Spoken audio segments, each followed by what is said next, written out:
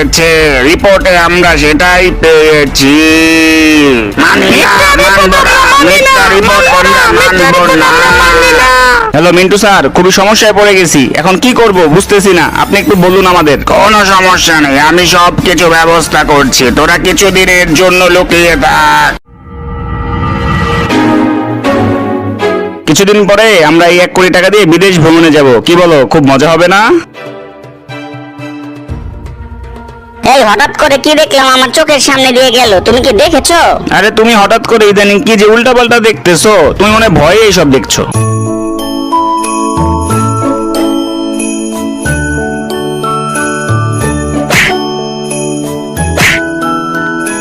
এই হঠাৎ করে কে যেন আমার গালে থাপ্পড় মেরেছে, ওরে বাবা কি ব্যথা পেয়েছি, ওঠো ওঠো দেখো। সত্যিই তো এই যে গালে ছাপ পড়ে আছে, আমি তো মনে করেছিলাম মনের ভুল। কে আসবে এখানে?